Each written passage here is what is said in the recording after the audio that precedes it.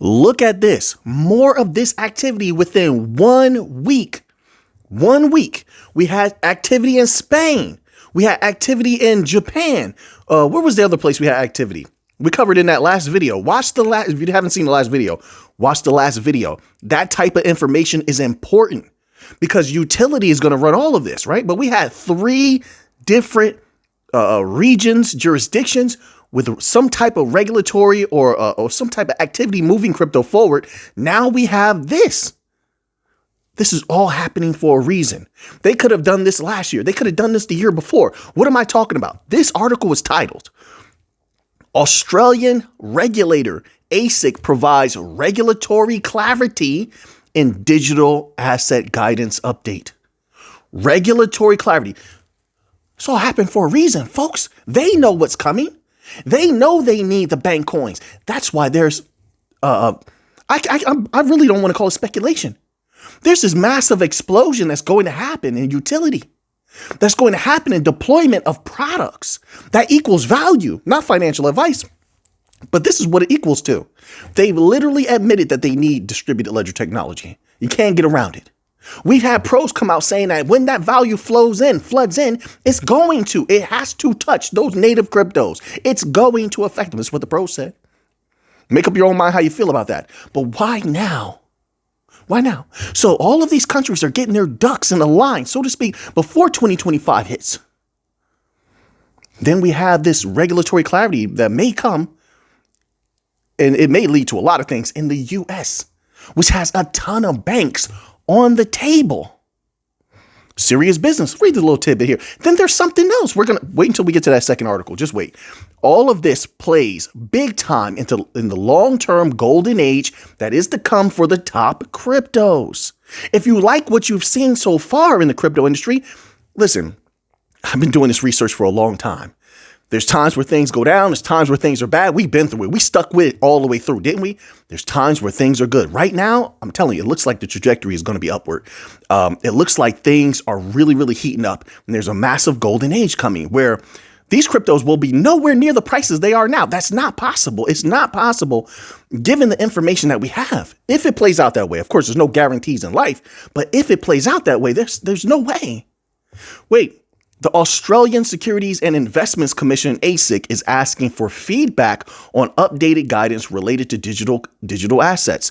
The United States has the dreaded Howey test for trying to decide whether a digital asset is an investment covered by securities laws. Australia has something similar. Regulators are sometimes loath to provide detailed examples because people try to thread the needle to skirt the law based on the specific example provided. Who's done that in crypto? Give me an example. Don't just say that, bring other industry problems to us. Who's done that in crypto? But what? Okay. It says digital asset examples, proof of stake blockchains need holders of their native token to stake their assets to help secure the network. ASIC does not consider staking itself an investment product. Right. Wait a minute. Let me stop here. I want to put this in before we get too long with this chapter. Who's deep in Australia? Let's get to that. Who's deep in Australia? Have you been here for a while? First of all, let's get to the newcomer in Australia that's been dominating Australia. Give them their proper respect. Chainlink is deep in Australia. That's one. Who else has some work going on in Australia, but I haven't got an update on it for a while. Hedera, H-Bar has some work going on in Australia. At least they did. They once did. But who was the big dog, the originator who had a bunch of banks they were working with in Australia? Now, once again, we need an update on these projects. I don't know what came of them, but I know what we saw. I know what we researched. I know the documentation that a lot of us read around here. It was XRP. It was Ripple. They were working with A and B or ANZ Bank. They had a few banks. Just type in Ripple. Do a Google search. Hopefully the articles are not buried and they'll pop up, or maybe somebody in the comment section might provide them to you because a lot of people save these articles.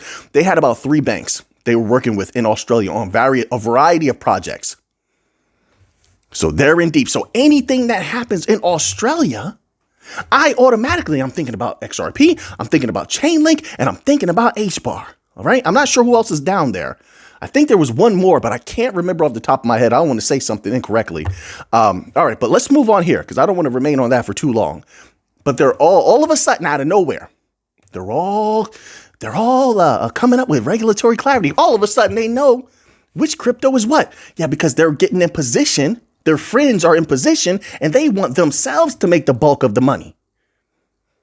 But here's the good part. See, so many people have remained in crypto that are original holders and supporters of crypto that the regular people are still in a proper position where when things explode and take off, they're going to be some of the biggest benefiters. It's going to be like nothing people have ever seen before, because for once, the regular people like you and I, are in prime position. Like, I don't know what you have. Not financial advice either. Let me say that again.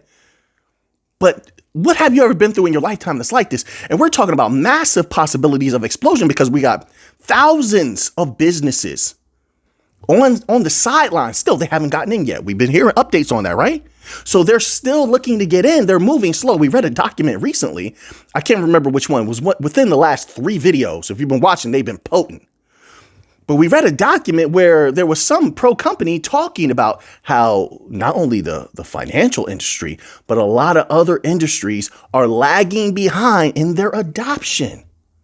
And what did I say when we saw that? I said, if they're lagging behind and they got to come in, then that means there's a whole wave of money that maybe we're not even taking into account, right? If they're going to come in later, if there's a wave of capital moving in now, and that's what caused this little boom for this short little period in crypto that we've been enjoying. Imagine when, and there's a mass, the bigger part of all global businesses are not yet in, but they have to get in, right? They're being told to get in by all these central bankers and stuff. You read the documents, right? They're like, hey, what was that document we just read?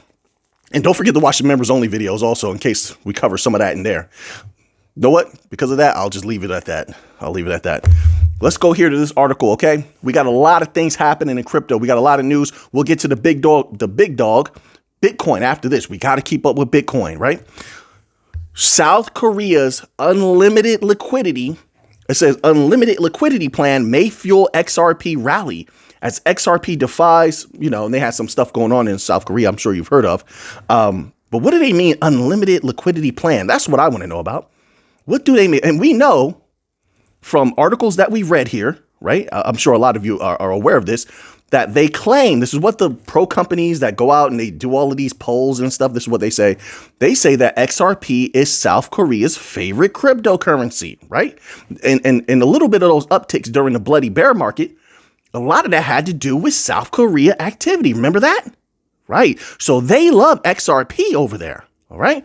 This is XRP has showcased remarkable resilience amid a tumultuous week for global markets, driven by South Korea's brief but shocking martial law declaration.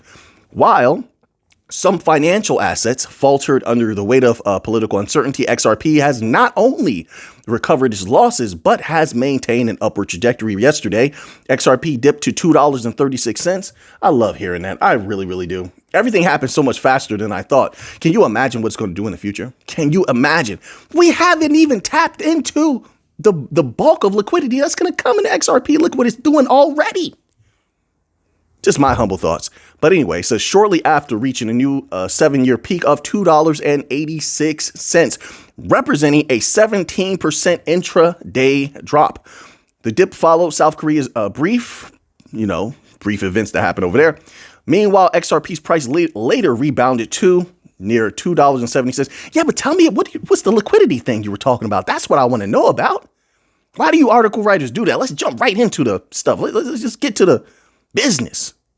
Stringing me along. Okay, so this section is titled South Korea's Role in XRP's Momentum.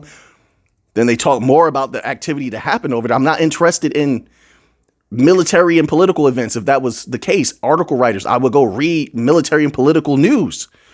I want to know about this. You said unlimited liquidity plan. That's what caught my ear. Yes, audience? Unlimited liquidity catches your ear, right? Okay, that's what they baited us in for. Tell me about that. My apologies. They have so many ads on this article. Go to this article and watch. It's making my computer lag.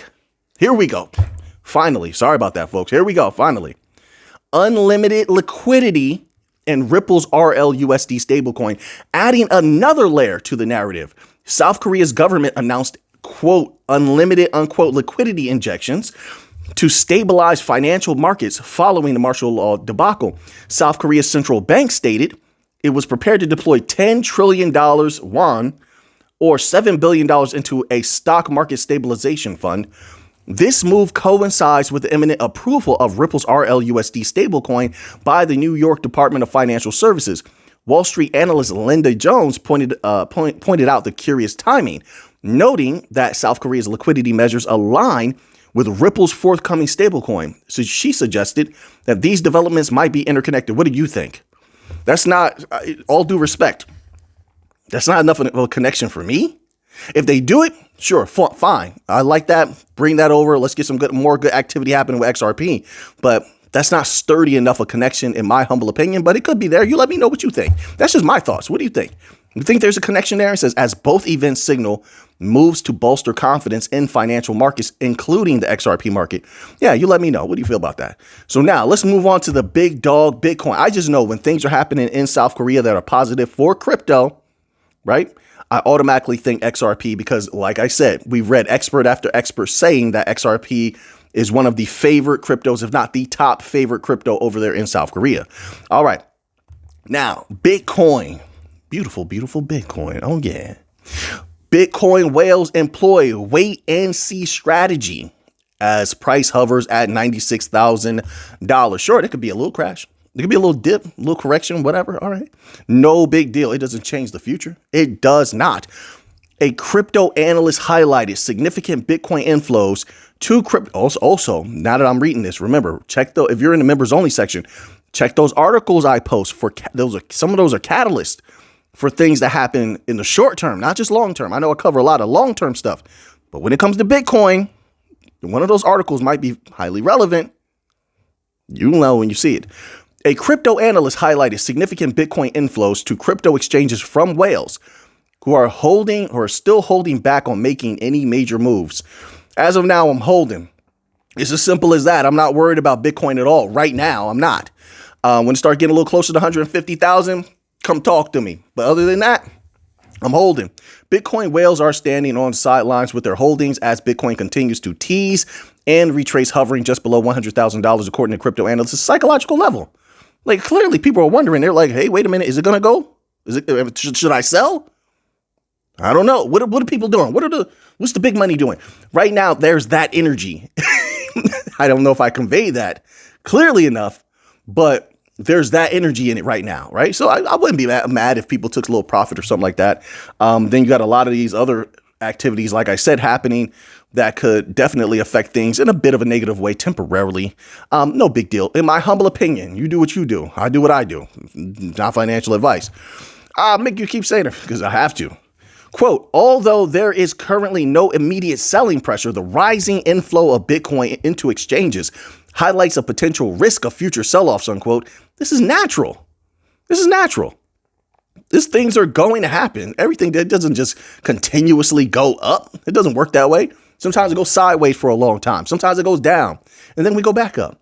That's just a cycle of life. Crypto quant contributor Onat Tuntuncular said in a November 2nd analyst note, quote, as such, these movements should be closely monitored and anticipate any possible market impact, unquote. Bitcoin whales are sidelined. They're looking green right now. It says right now, it's reading on Cointelegraph right now, Bitcoin is $97,680 green. Tuntuncular noted a significant inflow of Bitcoin to crypto exchanges since political events in the U.S. have happened. While large transfers to exchanges typically signal an impending sell-off to market participants, this hasn't been the case. Yes, but there's a particular catalyst. Once again, I'm telling you, listen, look at one of those articles I posted in the members only section. I'm telling you, there's a major catalyst. If that one goes, I'm going to move on. I don't want to give too much away. The adjusted spent output, but I think that's why they're waiting to see how the major catalysts, what they do. The adjusted spent output profit ratio metric, which historically shows a change in overall market trajectory as profits are absorbed by trading volumes, quote, does not yet indicate significant profit taking activity, unquote, he added.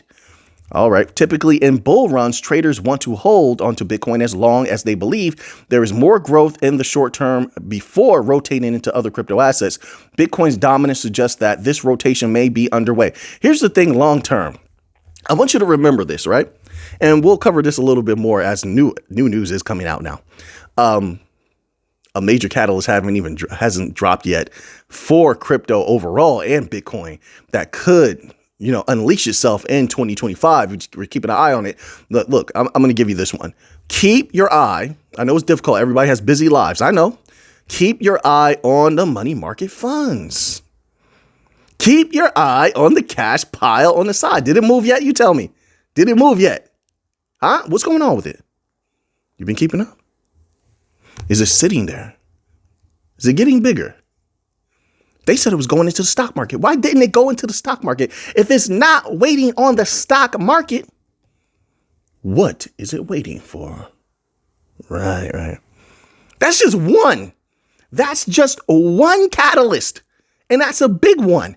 There's other big ones. So if they all pop off, and it doesn't mean they're all going to pop off or take off or, be utilized, come to fruition in 2025. I'm trying to think of the proper way to say it from as many people as possible can understand me. That doesn't mean they're all going to happen in 2025, but let's play that game. If they all happen in 2025, how does it not result in crypto exploding the biggest that it ever has? How does it not result in that? I think that everything reasonably would point to that being the beginning of the golden age. It won't be the peak of the golden age, but it'll be a heck of a run for sure. I keep seeing, so I just wanted to give you one positive catalyst that outweighs all of these negative catalysts.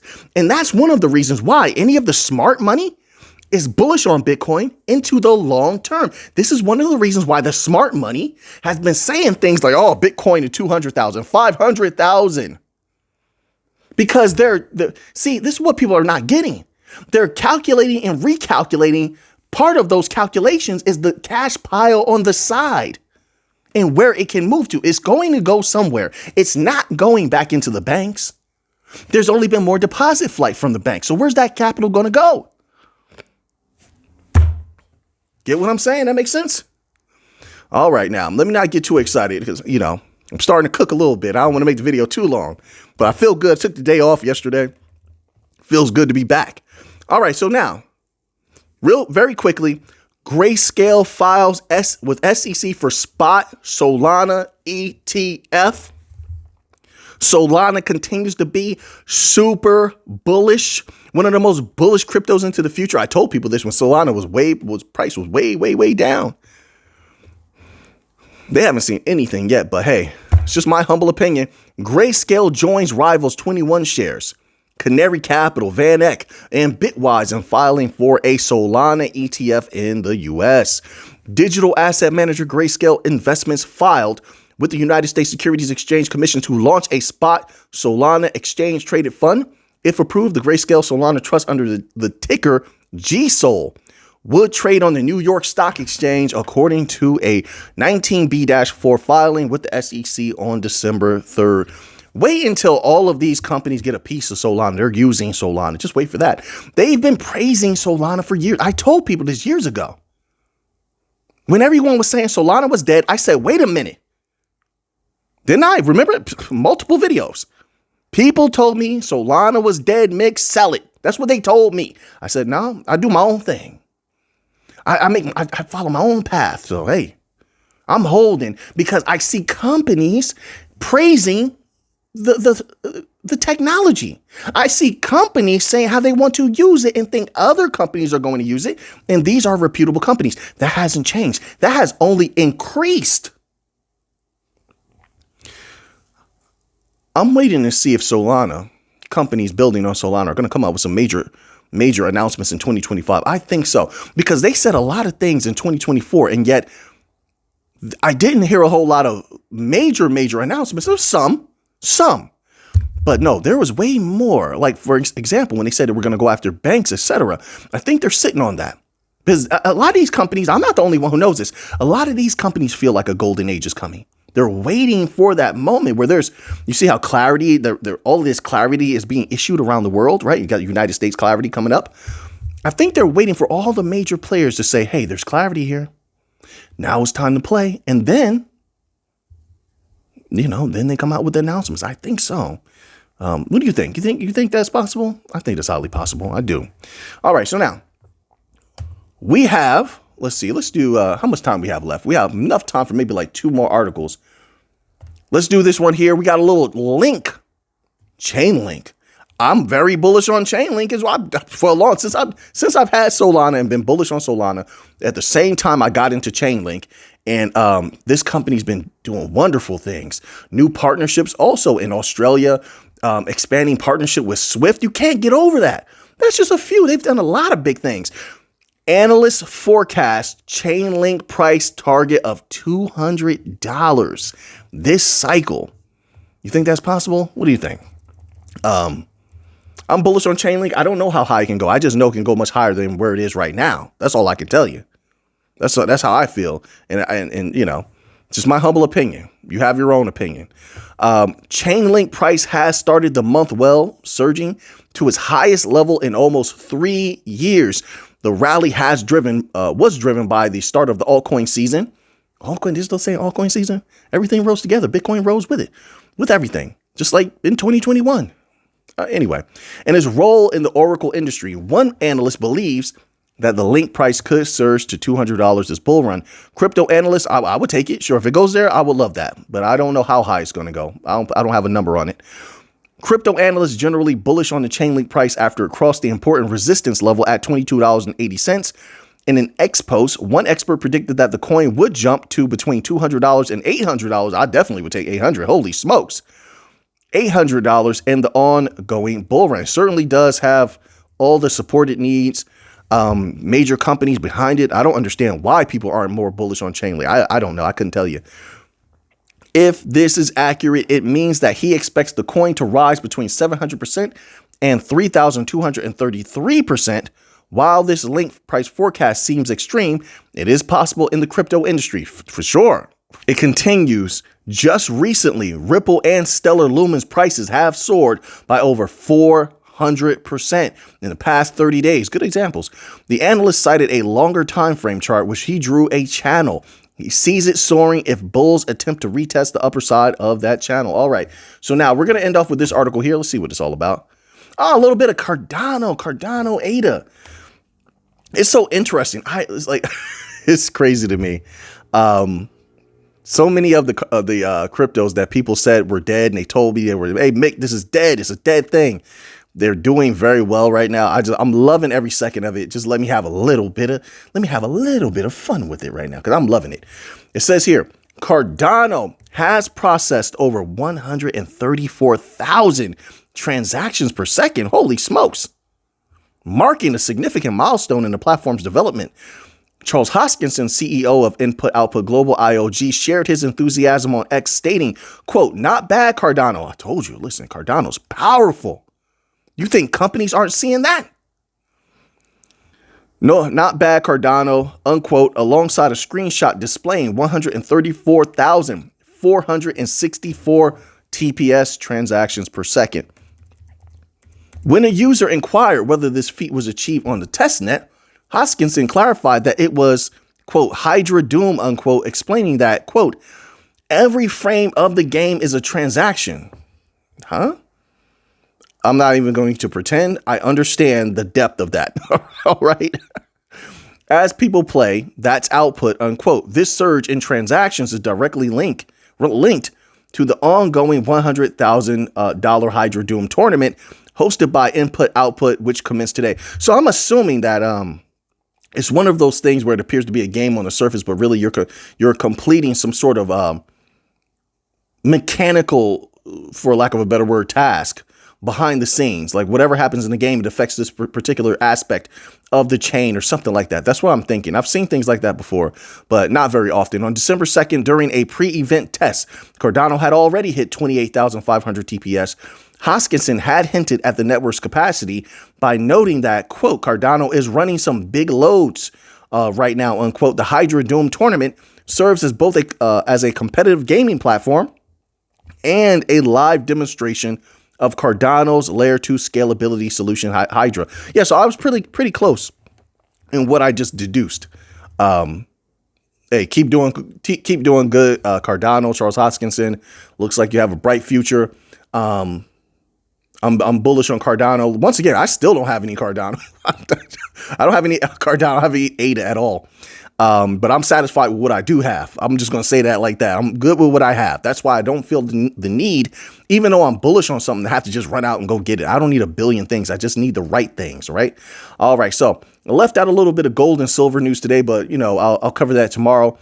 Now that you have that information, what are you going to do with it? I know what I'm going to do with it. So until next time, everybody, let's get to the money.